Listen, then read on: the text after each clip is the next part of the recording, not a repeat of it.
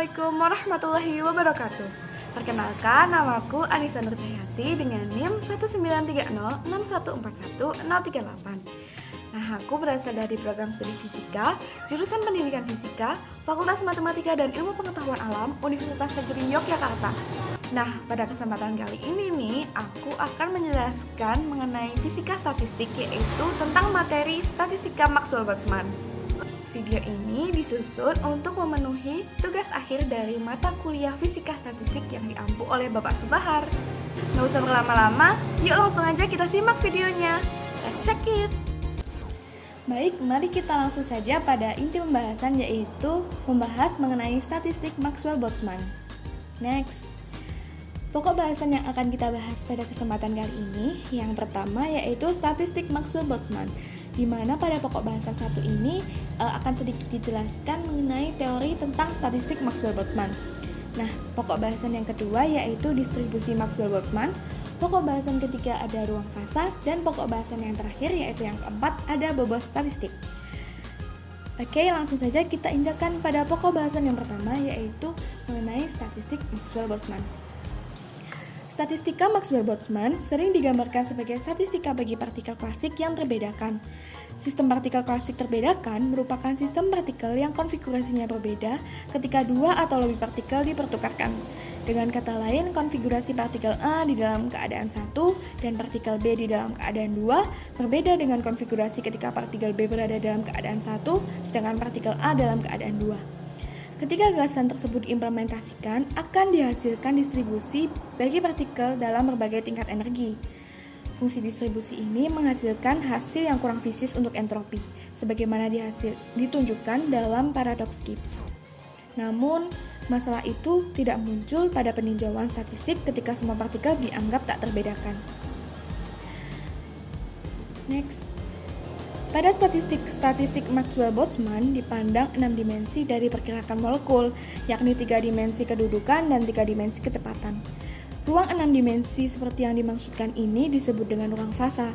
Selanjutnya, ruang fasa ini masih dibagi lagi ke dalam volume kecil 6 dimensi yang disebut sel.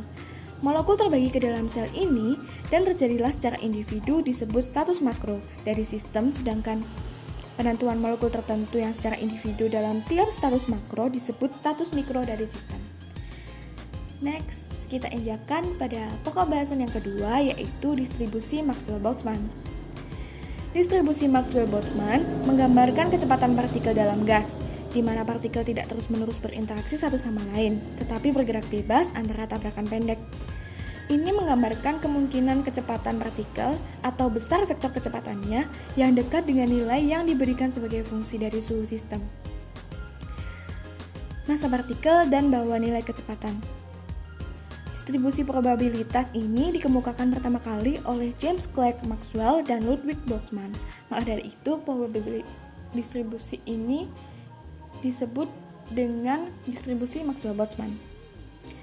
Distribusi Maxwell-Boltzmann biasanya dianggap sebagai distribusi kecepatan molekul, tetapi juga dapat merujuk kepada distribusi untuk kecepatan, momentum, dan besarnya molekul momentum yang masing-masing akan memiliki fungsi probabilitas distribusi yang berbeda dari semua yang terkait, kecuali dinyatakan lain. Nah, pada pembahasan kali ini menggunakan distribusi Maxwell-Boltzmann untuk merujuk pada distribusi kecepatan. Distribusi ini dapat dianggap sebagai besaran vektor 3 dimensi yang komponennya adalah independen terdistribusi normal dengan min 0 dan standar deviasi A. Jika XI didistribusikan, maka didistribusikan sebagai distribusi Maxwell-Boltzmann dengan parameter A. Selain parameter skala, distribusi identik dengan distribusi Chi dengan 3 derajat kebebasan. Next. Turunan asli oleh Maxwell-Boltzmann diasumsikan bahwa ketiga arah akan memiliki perilaku yang sama, tetapi turunan selanjutnya yang dikembangkan oleh Boltzmann mematahkan asumsi ini dengan teori kinetik. Distribusi Maxwell-Boltzmann untuk energi sebagian besar dapat langsung diturunkan dari distribusi Boltzmann untuk energi. Bisa kita lihat persamaan berikut, yaitu Ni per N sama dengan GI eksponensial min EI per KT dibagi dengan sigma J dari Gj eksponensial min EC per KT, di mana I adalah mikrostate yang menunjukkan satu konfigurasi partikel dalam keadaan kuantum. EI adalah tingkat energi dari mikrostate I. T adalah temperatur kesetimbangan sistem. GI adalah faktor degenerasi atau jumlah dari mikrostate yang mengalami degenerasi yang memiliki tingkat energi yang sama. K adalah konstanta Boltzmann. Ni adalah jumlah molekul pada suhu kesetimbangan T dalam keadaan I yang memiliki energi EI dan degenerasi GI. Dan N adalah jumlah total molekul dalam sistem. Ingat bahwa kadang-kadang persamaan ini ditulis tanpa faktor degenerasi GI. Dalam hal ini, I akan menentukan keadaan masing-masing, bukan satu set keadaan GI yang memiliki energi EI yang sama. Karena faktor kecepatan dan kecepatan berkaitan dengan energi, maka persamaan satu tersebut dapat digunakan untuk menurunkan hubungan antara suhu dan kecepatan molekul dalam gas. Penyebut dalam persamaan ini dikenal sebagai fungsi partisi kanonik. Next, kita injakkan pada pembahasan yang ketiga, yaitu mengenai ruang fasa. Ruang fasa adalah ruang yang dibentuk oleh ruang spasial dan ruang momentum atau ruang spasial dan ruang kecepatan. Kita perlu memahami ruang fasa ini karena sebenarnya keadaan sistem statistik yang telah dan akan kita bahas adalah keadaan sistem tersebut dalam ruang fasa. Misalkan kita memiliki sebuah partikel. Posisi partikel dapat diterangkan lengkap oleh 3 koordinat ruang, yaitu X, Y, dan Z. Tetapi posisi saja tidak lengkap mendeskripsikan dinamika partikel. Kita juga memerlukan informasi tentang kecepatan partikel tersebut. Kecepatan partikel dapat didefinisikan dengan lengkap oleh 3 koordinat kecepatan, yaitu Vx, Vy, dan Vz. Dengan demikian, dinamika sebuah partikel dapat dijelaskan secara lengkap oleh 6 buah koordinat, yaitu 3 koordinat ruang, yaitu X, Y, dan Z, serta 3 koordinat kecepatan, yaitu Vx, Vy, dan Vz. Kita dapat menggabungkan ke-6 koordinat tersebut dalam satu ungkapan, yaitu X, Y, Z, Vx, Vy, Vz. Karena momentum merupakan perkalian massa dan kecepatan, yaitu P sama dengan M kali V, maka alternatif lain untuk mendeskripsikan dinamika partikel secara lengkap adalah memberikan 3 koordinat spasial dan 3 koordinat momentum. Dalam hal ini, dinamika partikel dapat dijelaskan dengan lengkap jika 3 koordinat spasial dan 3 koordinat momentum dapat ditentukan. Ke-6 koordinat tersebut digabung dalam satu ungkapan, yaitu X, Y, Z, Px, By, Pz. Seperti ini. Kita bisa lihat ilustrasi koordinat ruang fasa, yaitu gabungan dari ruang atau spasial dan momentum. Ruang yang diungkapkan oleh koordinat momentum saja disebut ruang momentum, sedangkan ruang yang direpresentasikan oleh gabungan antara koordinat ruang atau spasial tadi dan momentum disebut ruang fasa. Next, kita injakan pada pembahasan kita yang terakhir, yaitu mengenai bobot statistik.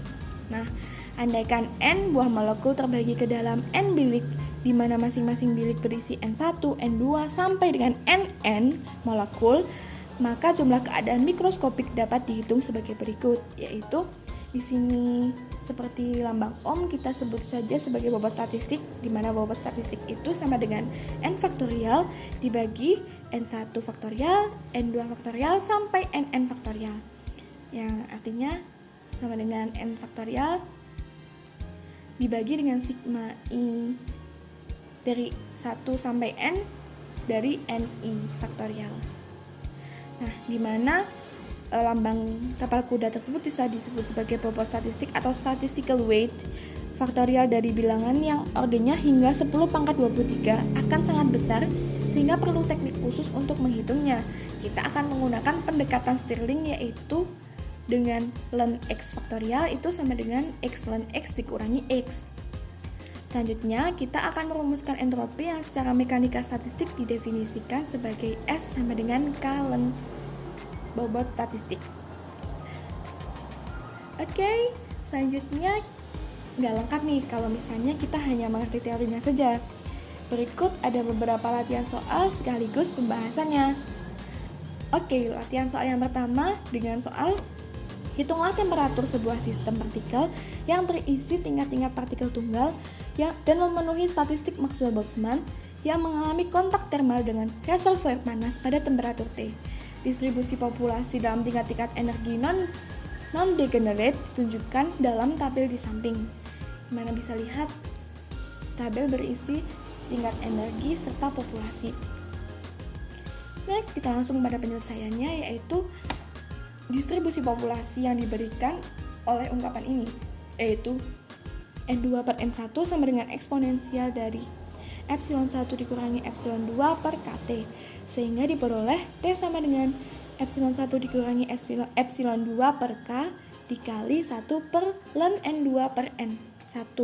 Dengan menggunakan nilai N1 dan N2 yang telah diberikan, diperoleh nilai-nilai T berikut, yaitu 99,2, 99,5, 99,0, 99,5, 100,2, serta 98,8 Kelvin.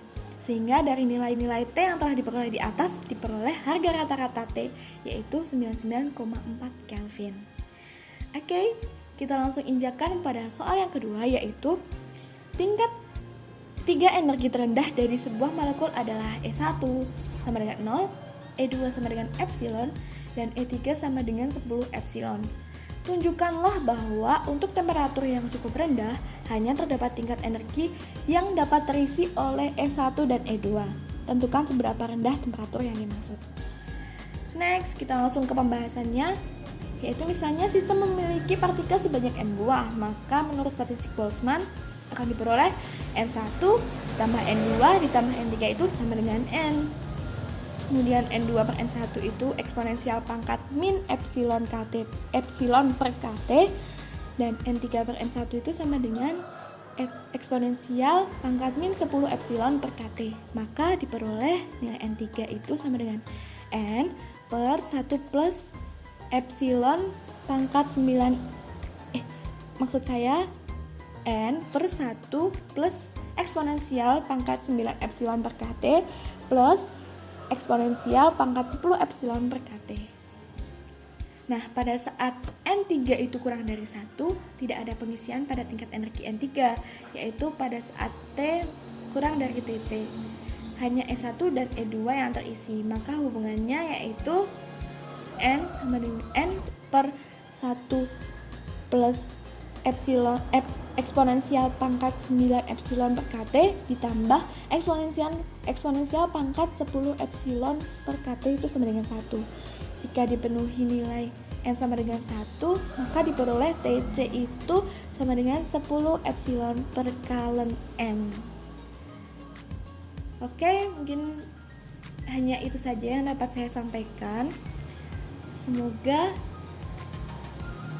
ilmu yang saya sampaikan meskipun sedikit itu dapat bermanfaat bagi kita semua.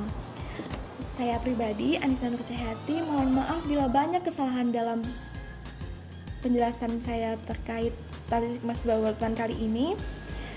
See you on the next video. Goodbye. Wassalamualaikum warahmatullahi wabarakatuh.